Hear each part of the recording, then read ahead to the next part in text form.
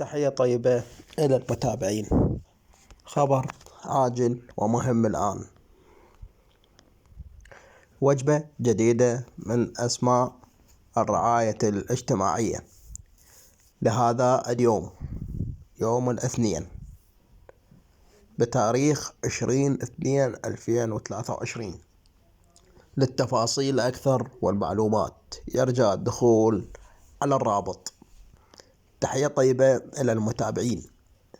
لا تنسى الاشتراك بالقناة وتفعيل الجرس حتى يصلك كل ما هو جديد من الأخبار الهامة.